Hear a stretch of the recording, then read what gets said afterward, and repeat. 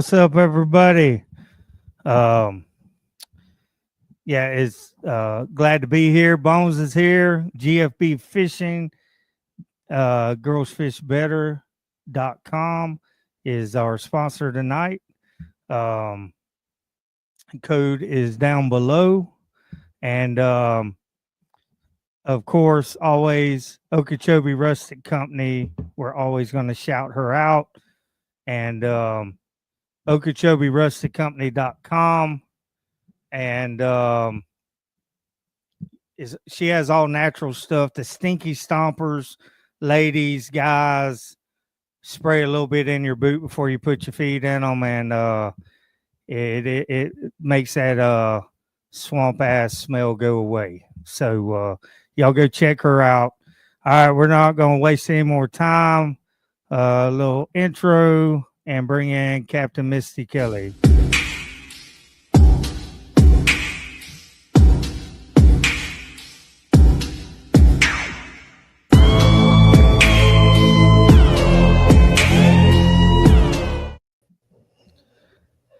All right, we're gonna try this again.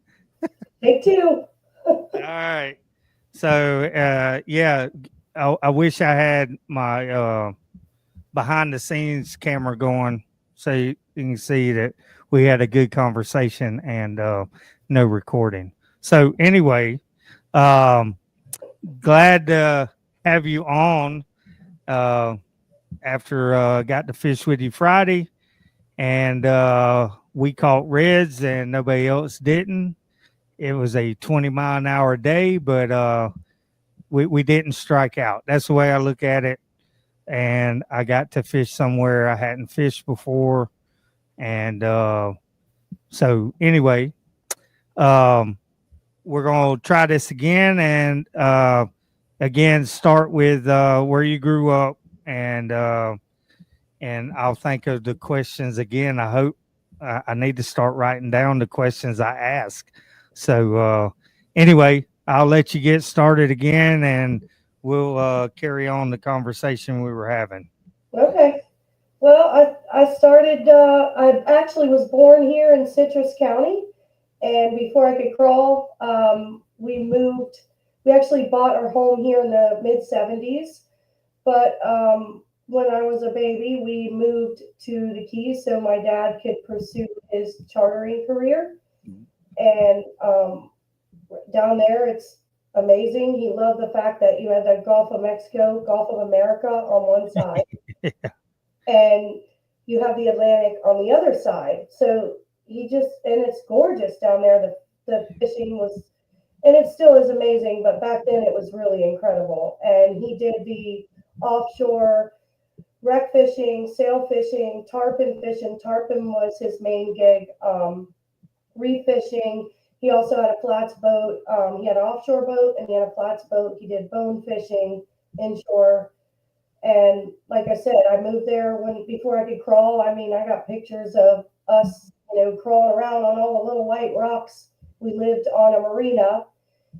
It used to be Boog Powell's Marina, which I believe, I think it's called Murray's Marina now. And my mom and dad raised 5 of us in a single 1-bedroom trailer on the marina. Like literally, wow. So my first birthday, like we were really tan and we had like bruises all over our knees and hands from crawling on the white rocks. And all these boats in the background on styrofoam. And I remember getting up, when I was a kid and couldn't wait to run to the marina and play with the shrimp in the shrimp tank and feed the manatees. Back then you could do it. We grew up on a marina, and then we bought a house years later on Stock Island. We lived on the water, and my twin brother and I would fish every day after school. Even, we'd get up in the middle of the night and fish. And Dad, he worked just about every single day he was out there. So he really didn't have a lot of time to take us, but he taught us all the basics. The rig. He would give us one hook a week. And we would fish out back where, you'd have mangrove snapper, parrotfish. Yeah. schoolmasters, barracuda. There was this one barracuda. He was about 4 feet long, and my brother and I, we only had 20-pound test and a small gold hook. And we figured out that if we caught a snapper or a grunt and we'd slap them on the surface, it would attract that barracuda because we wanted him. We wanted to fight this big barracuda. And we finally, after a year, he every time he'd come by in the clear water, you would see like 50 gold hooks out of his mouth because we lost him so many times. Well, what was cool about that, and this was a lesson our dad, I swear, Dad had hidden lessons for us. Yeah. I'm not going to give you a bigger rod. I'm not going to give you a higher pound test, and I'm not going to give you a bigger hook. Figure it out. And after about a year, we finally, his name was Jaws. We threw a snapper out there. He came up and he grabbed it, and I wanted to be the one to fight it, but my brother was like, no, Yeah. So I was coaching him. I'm like, let him run, let him run, let him run.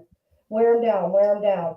And we learned to work the drag that way. But that was something my dad taught me at a young age is it really doesn't matter.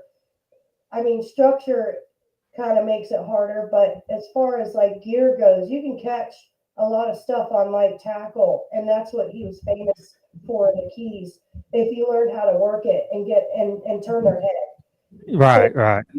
we were very blessed to grow up on the water and learn all that kind of stuff. And my sister was also a captain as well. She started when she was 19 out of the same marina, Garrison Bight Marina, where my dad started. What key was that? Key West, we were right off of Stock Island where we lived. 12th Okay. Avenue, Stock Island. Okay. So it was you were at Key West. You weren't Isla Mirada or Marathon or anything. Okay. We were mile marker 1. Mile marker 1. You Mhm. got plenty of pictures by the thing that everybody takes their picture at. Not really. The That's a tourist. thing, but I got one like from 5 years ago because I still go back and visit family Yeah. a little bit. No, Yeah. really, we never did that. I mean, when you're locals, you don't do stuff like that. I don't even do that. I'm not a local down there, but I just refuse. I mean, it's hard for me to do tourist things in Florida.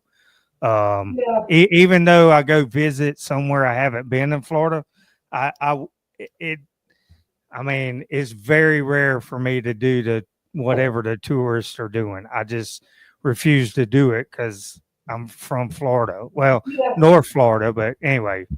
So I have never that there is one. What do you call that thing? A buoy or like a buoy statue or something? That thing that everybody takes their picture at Key West. Oh, the southernmost point. Yeah, but it's like a buoy statue or something. It's a concrete, Yeah, yeah. red, yellow, black concrete thing. It's the southernmost point. So there's a place in Claremont that has a small one like that. Yeah. That they have swamp rides and stuff. Of course, I didn't know there was swamps in Claremont, but anyway, I almost stopped and took a picture with that just because. Yeah. But so your dad, was he with tarpon, was he a fly fishing guy or was he more of a light tackle? He was both. He did fly and light tackle. He had his clients over many years that would come Did from all both. over the world and do specifically fly. And Yeah. then he'd do the tournaments for fly, and then he also did the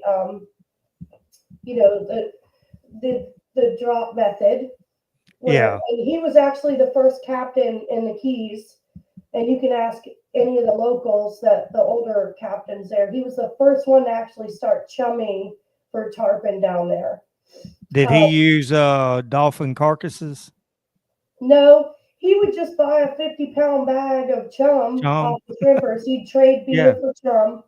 Yeah. Or cigarettes for chum to the shrimpers. Yeah. And it'd be a 50-pound bag of just miscellaneous stuff. And he would pick out the ballyhoo and the herring, and he would just clip them and he'd be there all day just clipping. I mean, sometimes you don't get a hookup all day, or you get 3 hookups. It's an all day thing. Yeah. And he would just take his scissors and cut them constantly, pick them all out of the chum bag, and just constantly chum. And that would get him, daisy chaining out the back. Right. Right. And once the other captains started learning that method, they all started like anchoring up next to him, and they started doing it because it was successful. And he, like I said, he was the first one to ever start that method, and it's still successful to this day. Huh. Okay. Well, I mean, the reason why I asked about the dolphin carcasses, my cousin, when I go down there once a year, we go past one of the bridges, Alamorada, and go out on the Atlantic side, and he'd go get dolphin carcasses from Bud and Mary's, and he'd throw them out, and that's how we caught them. That's cool. Yeah. But all right, so y'all had the house up there. Did he buy it just because eventually they wanted to come back there? Was that the plan? The one here in Citrus County? Yeah. Yeah, they bought the property because as an investment, and also because they planned on retiring here. Okay. All right, so I know we talked about your sister, and that when did you move back? How old were you when you moved back to Citrus County? I was 12 or 13 years old. I was starting middle school. I was pretty mad about it. I was not ready to leave Key West, but you know what? I love Key West. It's great for tourists and visiting, and if you got things to do on the water, that's great. But as far as raising a family in that area, it's really not a good area to raise kids unless they're captains. They're on the water, they're a captain, but there's no malls, there's no colleges, there's not. Right. So luckily, we got up here. That's why my mom, she didn't retire. We just moved up earlier than what they expected, just to get us out of that city life, because it did started expanding like crazy. Oh yeah. So, and we love it here. It's quiet in the nature coast. You got the lakes, you got the springs, you got the golf, you got so much, and it's just quieter.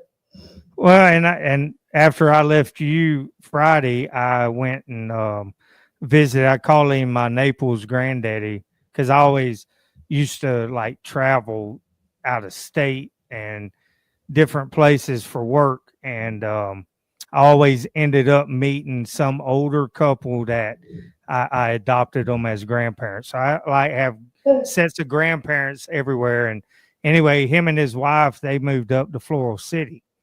And so that whole area up there,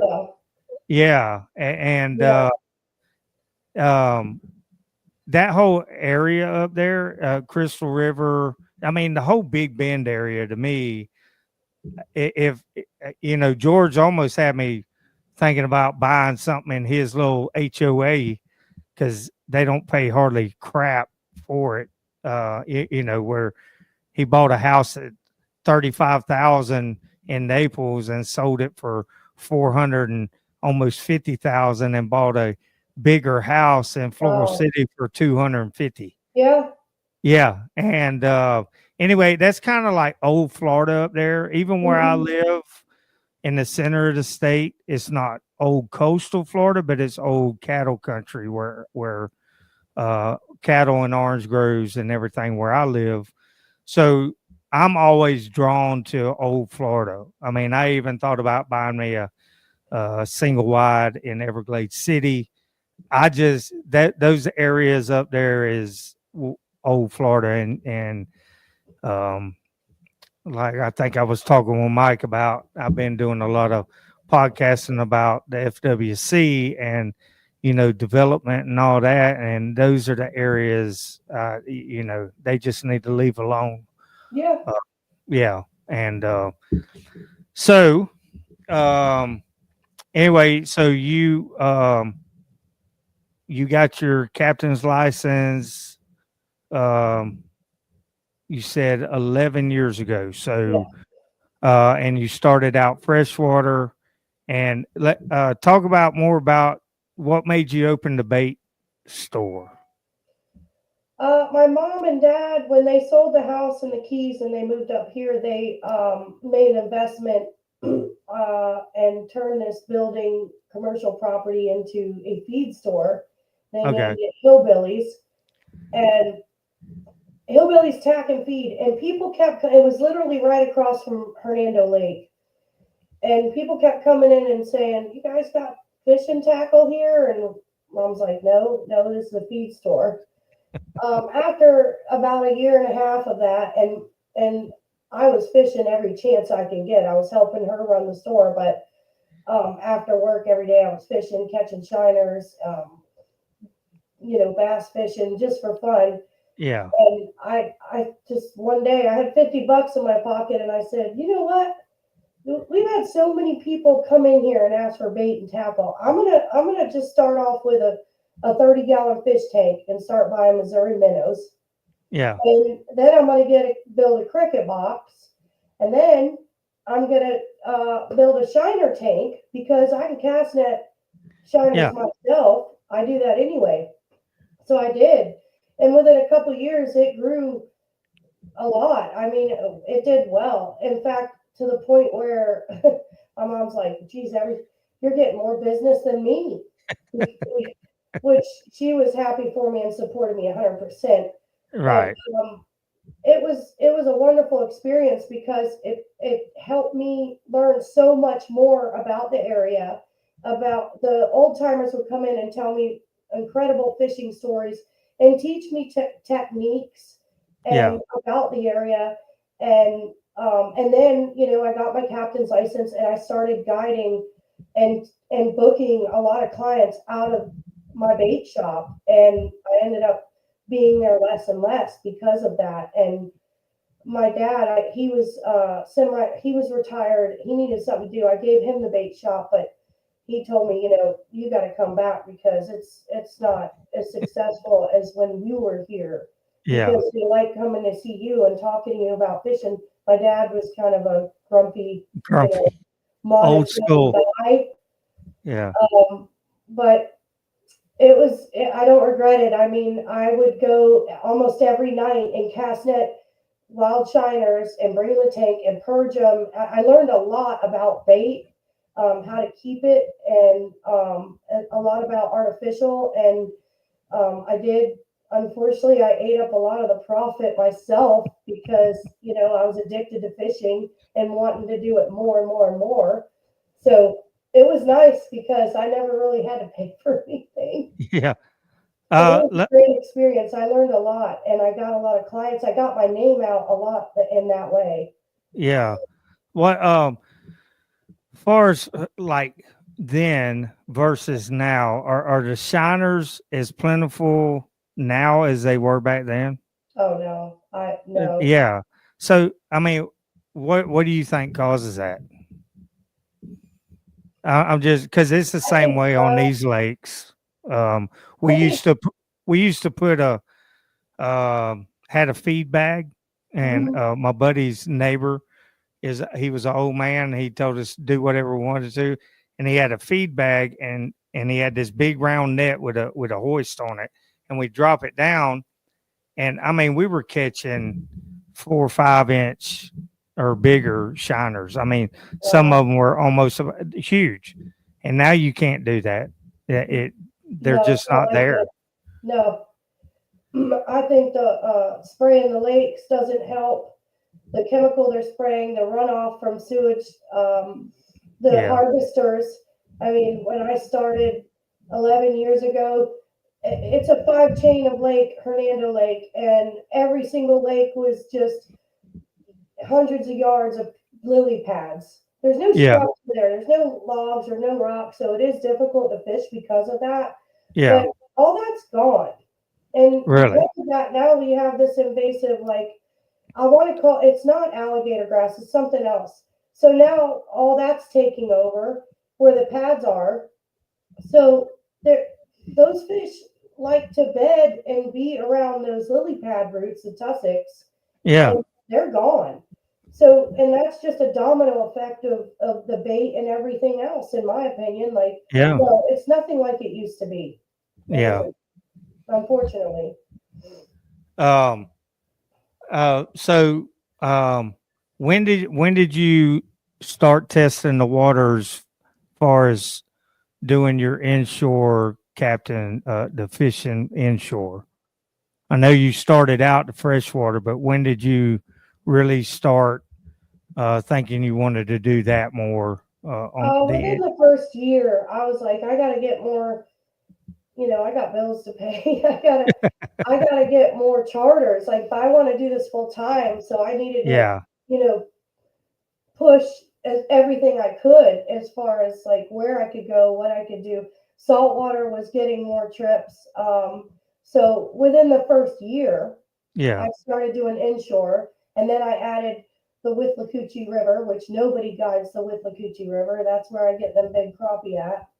Uh, okay, I also added spring trips, and then I was, as far as I know, I'm one of the few guides, maybe the only in Citrus County, that do such a variety of different things. Because, too, as a female, I was having a hard time growing my platform because, let's face it, like, not everybody's going to just jump on with a female guide. You got yeah, to prove yourself. It took me 3 or 4 years to get my name out and to get more established enough to say, hey, I'm full time now. And yeah, but I just within the first year, and I love it. I like it because you get more of a variety. It's more challenging in a different way than freshwater. Freshwater is challenging. Don't get me wrong, but it's just a total different. I like changing it up. I like the freshwater. I like the river. I like the springs. I like the salt. I like to just go all over the place. As long as it's water, I'm happy. and I know we talked about this before. I realized some dumb things on my part, but um, you talking about doing variety stuff, and I had talked about I'm more apt, and I know it's me. There's not a lot of guys that think like that, but if a woman is a woman captain, I tend to like to book them more because they've gone through a little bit more than a guy, and they got to know what they're doing, and they tend to be you have a little bit better time. Of course, I grew up with women. All my cousins. Yeah.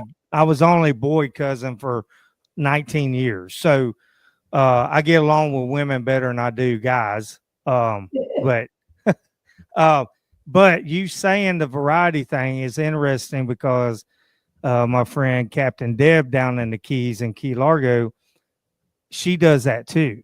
She Yeah. does.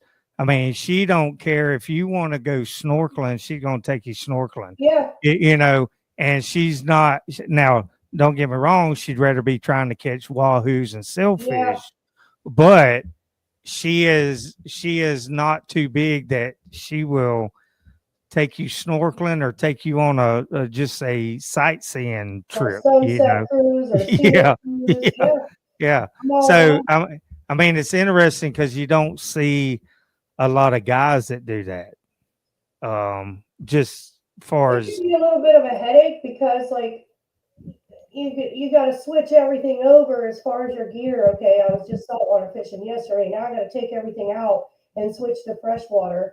Oh, and I right. want to do a Rainbow River snorkel trip, so I got to get all my Oh, I tackle know. up and then put the snorkels in the boat. So it's a little bit more of a hassle, but it's awesome because you get to see so much more and learn so much more, and uh, you're learning everything about Citrus County wide, and you're Yeah. doing so much more. And I just like to switch it up myself personally, not just for the clients, but I want to learn every mechanism of the water out here.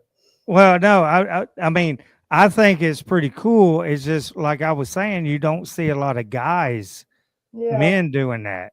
Um, I mean, their extracurricular might be them having to go shrimping or crabbing, but they're not going to be the one to take somebody snorkeling.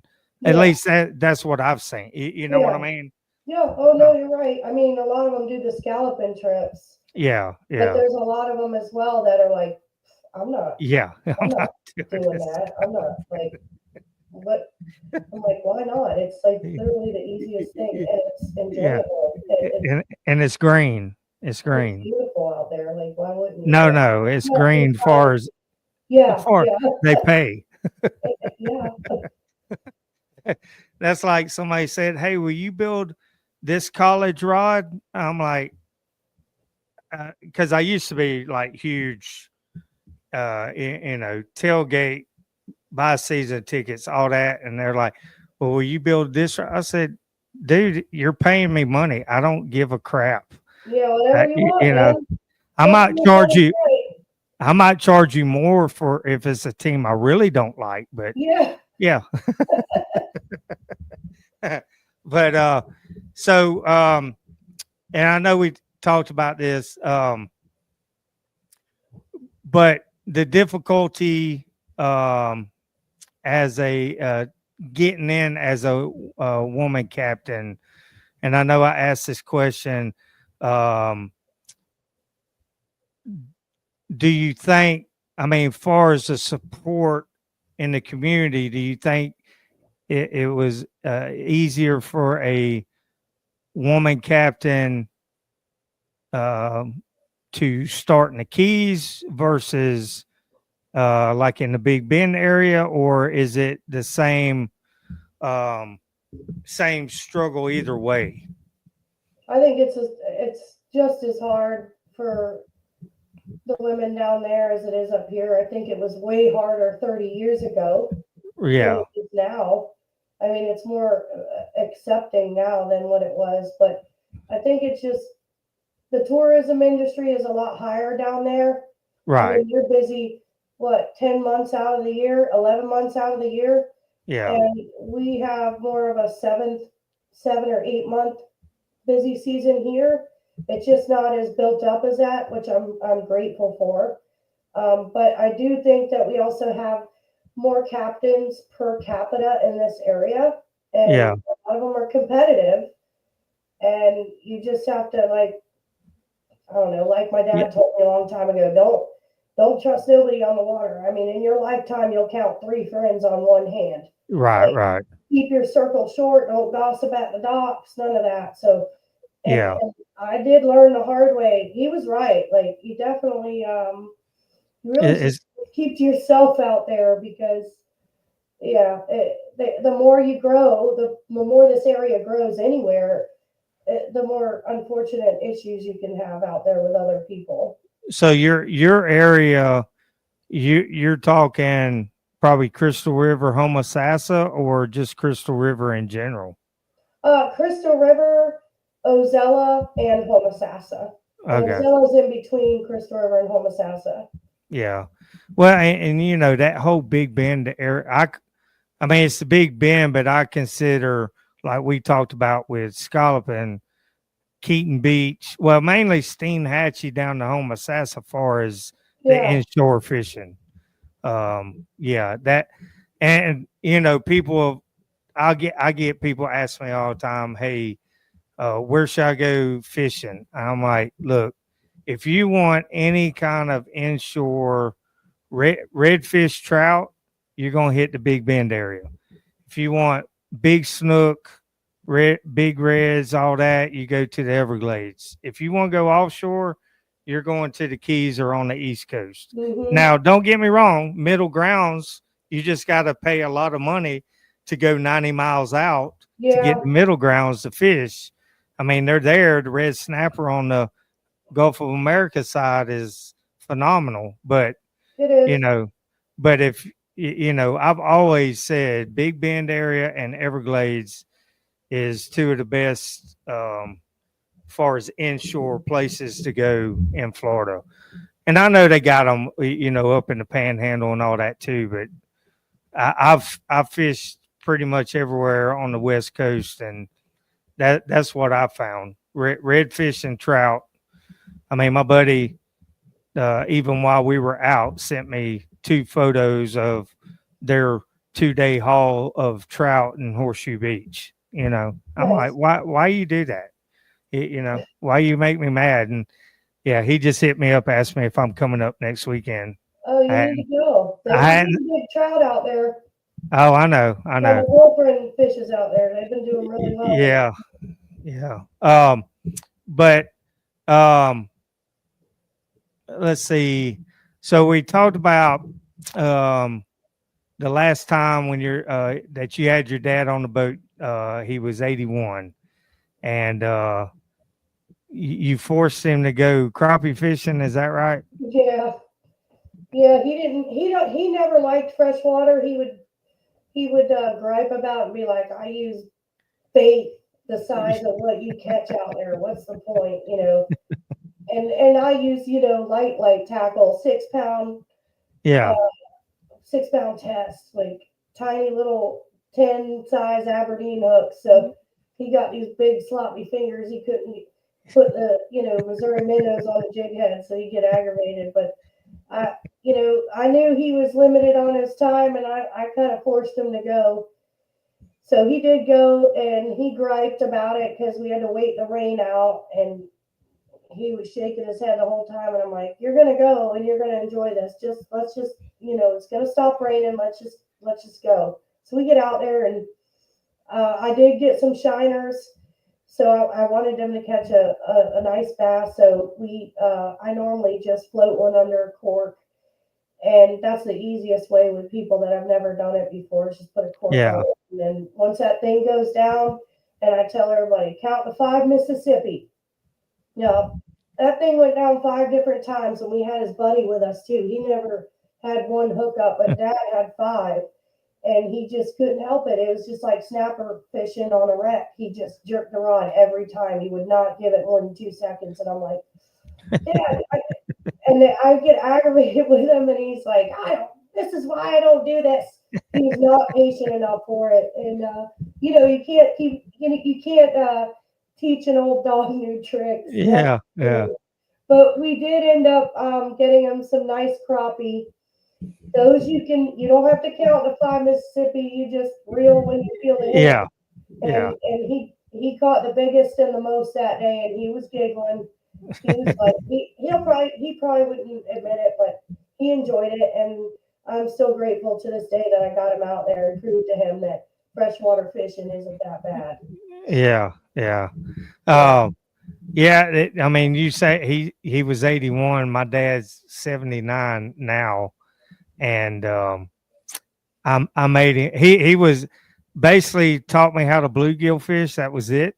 Yeah. And he was never. He was always working. Um, and he was never a. Uh, I'm gonna say he was never an outdoors person or outdoorsman, but he did go rattlesnake hunting. I Oh, don't. I don't get. Oh yeah. When we moved out, when we were in Alabama, I was 6. And his deacon, and my dad's a preacher, and his deacon would pick him up in a dune buggy, and they go to the mountains. And by the time I got done watching cartoons, he'd be back with rattlesnake, and that's what we'd have for breakfast: rattlesnake oh and my eggs. gosh, that's crazy. No But way. but I mean, all he taught me was a bobber and a How to gold skin hook them? and a worm, huh? Did he teach you how to skin the rattlesnake? No, no, no. I just ate it. I didn't. Oh my gosh. Yeah, but my granddad's the one that got me into saltwater fishing. I go to Yeah. his house in Stewart, Hope Sound. They lived on the canal. As soon as we get there, we go get 2 dozen shrimp, and we'd hit the mangroves and catch mangrove snapper all day. And I told my buddies, because where I live now, I grew up here, and there's 100 lakes in our county, and Yeah. I never cared for freshwater once I got a taste of saltwater. And Yeah. yeah, and then speck, which that's what I call it. I call it crappie for the north, anybody north of the Florida line, Yeah. because I've gotten in arguments about it. So Me too. y- you know, uh, I try to say both if I'm talking about speck fishing. And anyway, I mean, because it comes from speckled perch. So, yeah, anyway. Yeah, the Florida term speck and the northern term is crappie. Yeah, yeah. So, um, so what's some of the craziest things that has happened to you as a captain so far? What's the fun? Let's say what's the funniest story?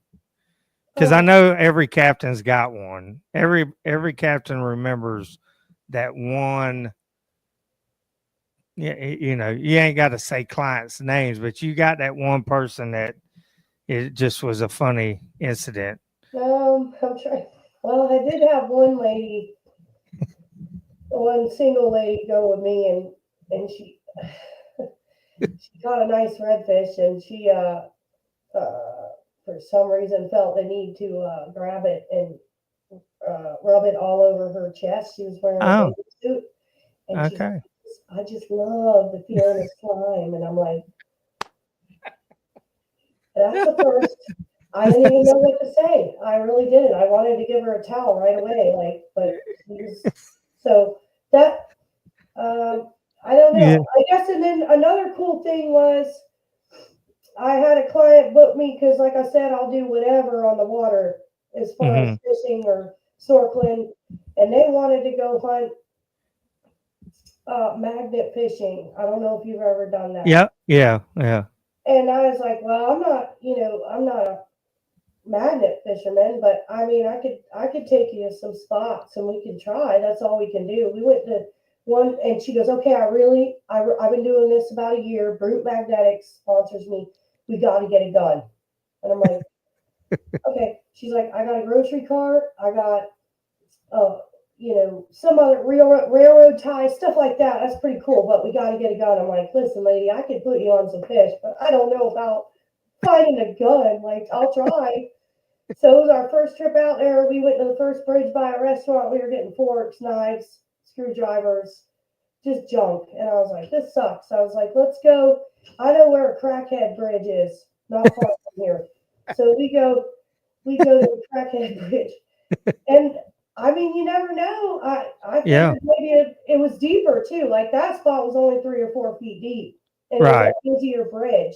This was a less busy bridge in a smaller community that had some bad areas there. So I figured Yeah. it'd be more successful.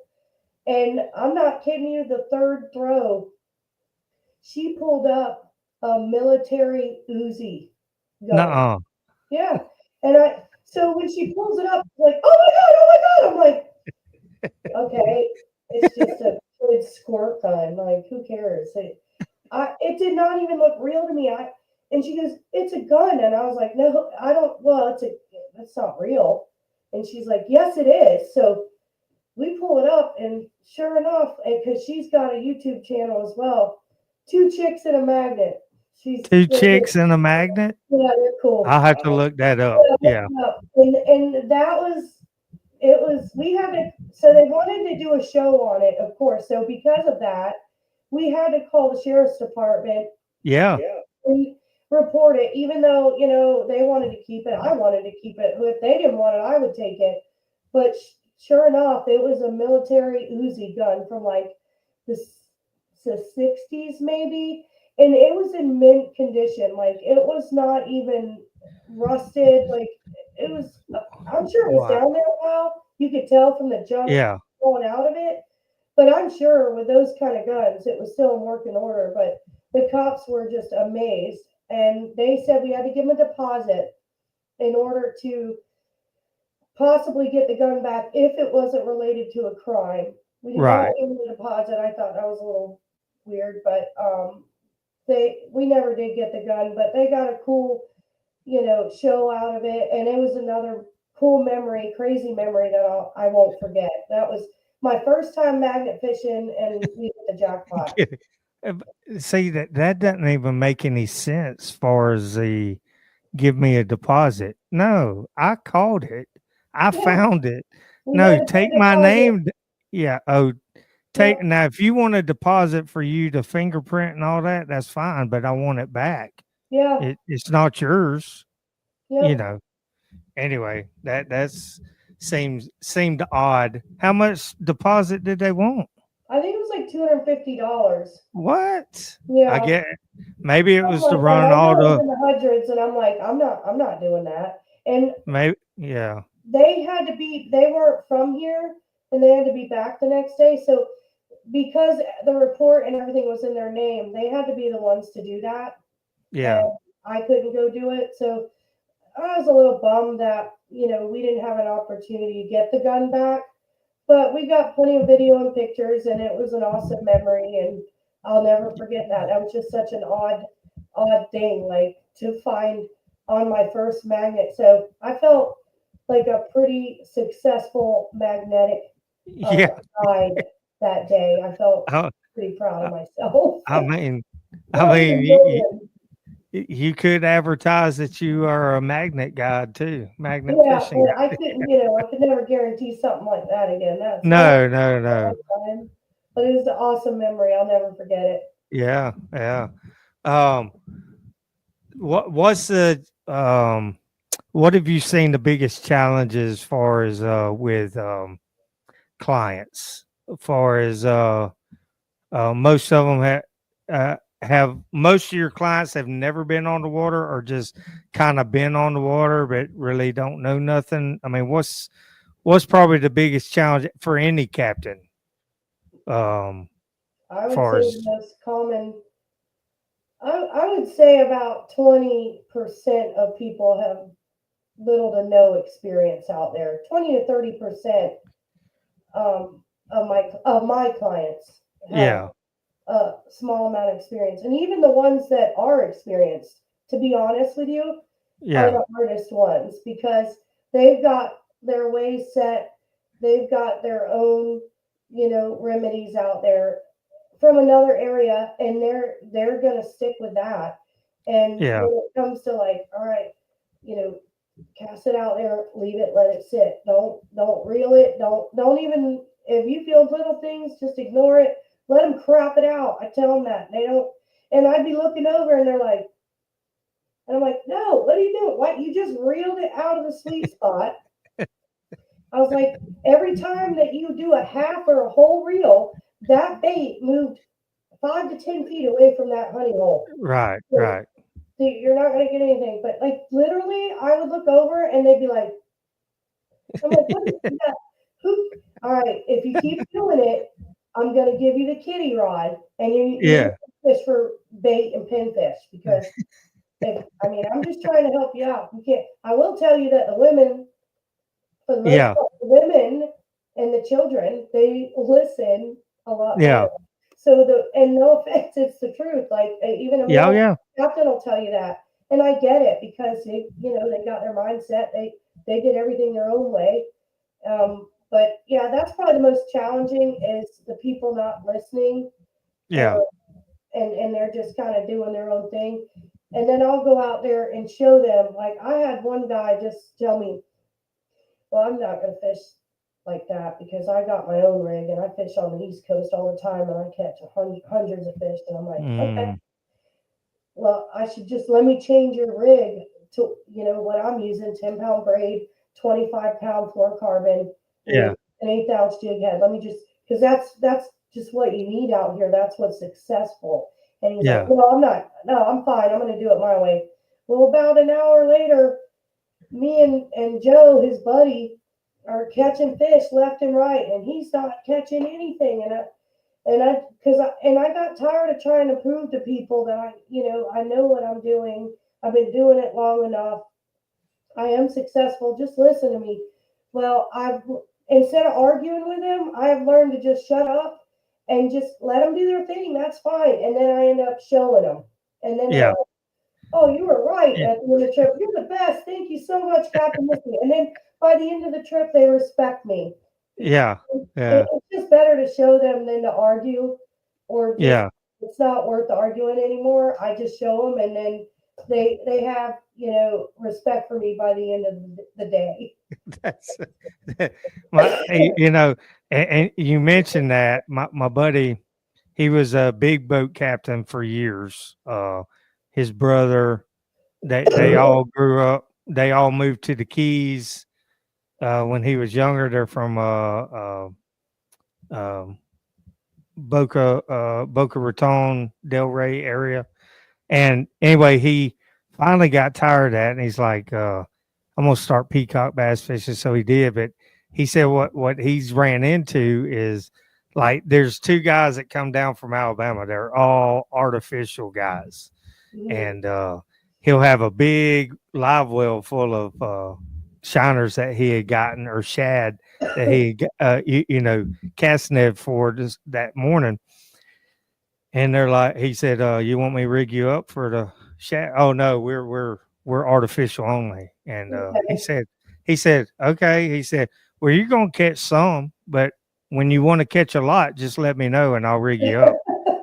And Yeah, about 30 minutes into it, they caught a couple, and they're like, "Hey, you want to rig us up for the shad?" yeah, And yeah, they yeah. end up catching like 60. You I know, I totally can relate to that 100%. Because even on the bass charters I do that artificial, that's fine. But I yeah. did bring my bait, and when your arms get tired, let me know, and we'll let the bait do ring the dinner bell. I mean, that's fine. I mean, I'm all about artificial. Don't get me wrong, but I don't, like I said, I always have as much bait as I can for just about every trip because it doesn't hurt. It helps. It's funny you talk about the struggle of people fishing one area, coming and fishing with you, and act like that they're gonna fish the way they're gonna fish.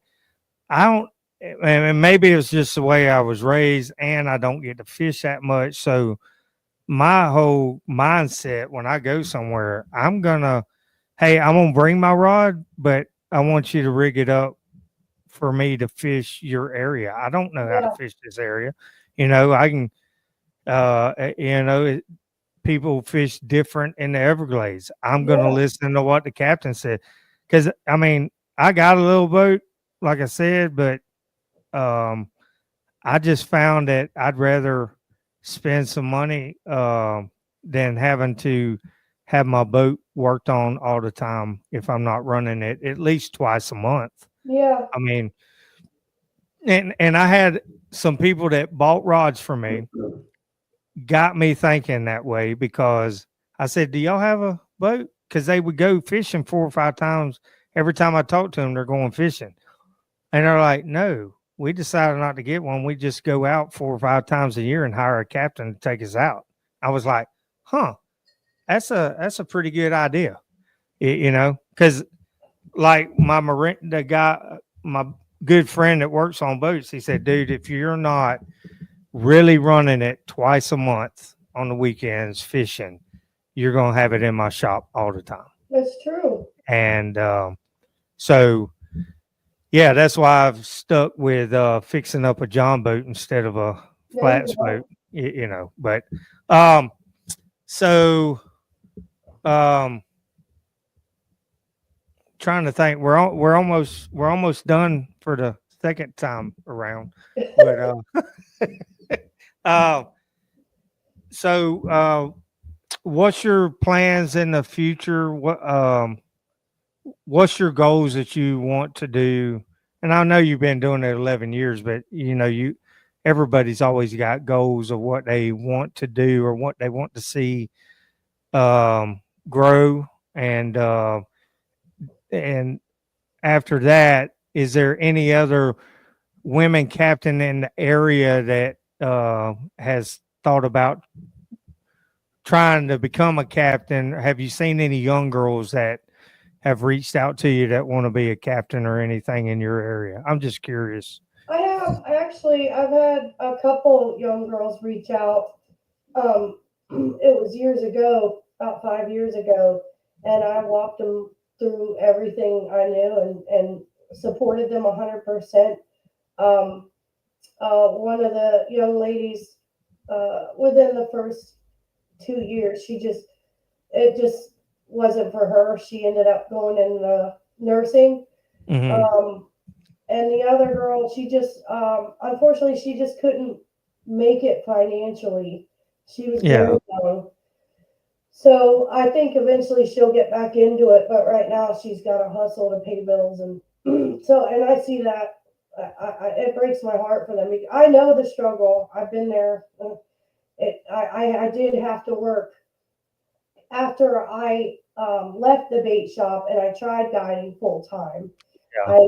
I went to a dive shop and I got my dive masters, and I ended up being a tour guide for a manatee company as well. So I was doing that 60 hours a week, and then I was also guiding every day that I could. So I was working 7 days straight. Yeah. Yeah. It was ridiculous. Like it wore me out. In fact, like then it was getting in the way of my guiding. And I Yeah. told my boss at the time, I said, this is my dream, and this is, this Yeah. is just like part time to help me get through hard times. Yeah. But it consumed me too much. So when COVID hit, Mm. I took the jump because everything was failing anyways. I tell you what, though, the fishing charters and stuff, they jumped up. Oh yeah. And it made me open my eyes on a lot of things. Like, you know what? I don't even care. I don't care if I live in a cardboard box. I don't care if I don't have nice shoes. I don't care if I don't have a nice truck or a Right. $4,000 boat. I want to Right. do what I love and be happy because it after that COVID scare with everything, I was like, I'm just gonna do what I love to do. And the business jumped up, and I've been full time ever since. And Yeah. I I'm glad that I'm glad that unfortunately I hated that happened, but I'm glad it shoved me out because I was working way too much and not being around my family or my children, and that's very important to me is my family and kids, and then comes fishing and my career. And Yeah. my Yeah. dream would be to only work 3 or 4 days a week to and then fish a couple days for fun on Yeah. my dream boat, my 21-foot shallow sport. I would love Yeah. Yeah. my dream boat. I'll still keep That's the right. other boat because it'll run and spit. I love my Alumaweld, but that's my dream. And then do seminars and podcasts and just help women and children and other people pursue their dreams and doing something like this or anything outdoors, basically. What's the best advice for a young girl trying to be a captain and get in it? That does she need to know that hey, you might have to have 2 or 3 jobs if you want to make your do young people realize that? Because I mean, I do like 5 or 6 things, and I mean, I make pretty good what I do, but I also try to do things that I want to do that if I Yeah, can make those go, I can quit doing that, but realize that, my sister has she has stuff I've even offered to put her in business, and she will not make that sacrifice. And she'll be 50 this year. No, she'll be 51. she's So probably gonna kill you for saying that, just so you know. But what's that? she's probably gonna kill you for saying She that. she don't watch my crap. Okay. But anyway, um, but she will not, and she knows this.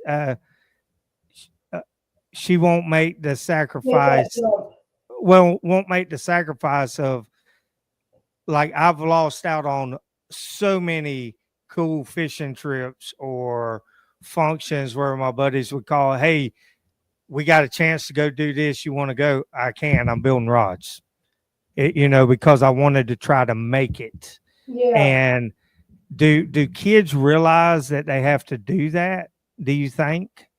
I don't think so. I think I try to tell them you're going to either make it or break it within the first 2 or 3 years. In order to be a successful guide, male or female, you'll Yeah, know within the next 2 to 3 years.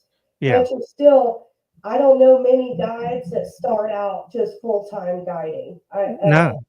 They have a second job or they have a spouse that, Yeah. Yeah. help Yeah. support them with things, or male or female. And this is what I tell people: oh, I can't do it, like that's too much, like it's too hard. Well, listen here, I'm a single mom of 3 children. Yeah. Nothing has been handed to me, not even a fishing spot, nothing. Yeah. Everything, aside from my basics and the keys, was self-taught. So Right. if I can do it, Yeah. then anybody can do it. You just have to have the drive and the passion.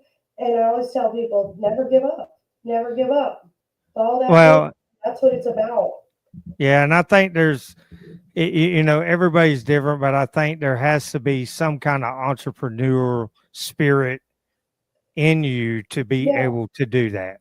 And if you don't have it, that's fine. But you don't, yeah, don't stretch yourself out knowing that, hey, that I'm not that person, But I mean, I'm glad that we got this chance to talk and it did record this time. So, yay! yay. But no, I appreciate you coming on. I've enjoyed it. Me too. I enjoyed the fishing yesterday. I am going to come back up Come back in April. in April. Yeah, So yeah, here's what I want to do. Well, crappie's more wintertime, right? yeah, that's a winter time from Yeah, yeah, December to beginning of March. That's a short yeah, season here. yeah.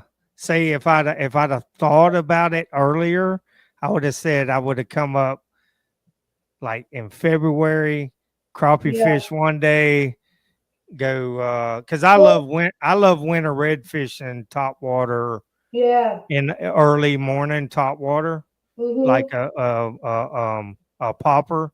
yeah. Yeah, yeah, that's my favorite in that area. Well, then So, we'll just have to plan that in the fall. oh yeah, yeah, yeah. So when's crappie? December up there? December through this year was a shorter season, and It was weird. It was weird I everywhere. think the flood was like I do really well on the river with the Coochie River. I love the river, but we also had an 8 foot or 9 foot flood surge. The Yeah, Milton, because everything right. drains from Green Swamp up, and I don't think anything got killed. I just think they got shoved further down the river. I mean, Yeah, I was yeah. getting 2 pounders easy. Last year was incredible. Nice. 2023 was this 25. Yeah, 23 was the best year I ever had. This year, I think out of the 12 trips that I did and then I quit doing yeah. the river, I think we got 5 crappie out of 12. When the Mm, year previously, we were getting anywhere from a dozen to almost the limit, which is 50 every yeah. trip. Wow. So I think that flood messed that bite up, but I Yeah. think it's going to be good this season. And I always start scouting beginning of December, so I'll be keeping in touch with you on that because I Okay. highly recommend it. It's so much fun. Oh, I got plenty of crappie rods. So, Yeah, yeah. boom. But yeah, thank you again, and yeah, we'll keep in touch, and I'll send anybody that wants to fish that area. I'll send them your way. I So, appreciate it, Warren. all And right. thank you for the hat and the rod. And I can't wait to put. I don't Oh, know. I'm really torn on which reel. I'm either going to go with a Daiwa MQ 2500 or I'm going to go with a Penn reel. yeah. Well, if I'd have gone and seen my buddy in Ruskin before I gave you that rod, because he was selling some of those rods, but he has I always bought Cast King because the reel almost matches the rod, and Oh, I've had great uh luck with that with the Cast King. It's called the Spin Drift, I'll and look it's it up. like a light blue color, and Okay. yeah, I use that one and the green one for my guys rods or Okay. whatever. So yeah, but anyway, all right. Well, have a good week, and we'll talk later. All right, Warren. Have a Thank good you. night. Thank you. All right. Hey, that was fun, and yeah, tune in.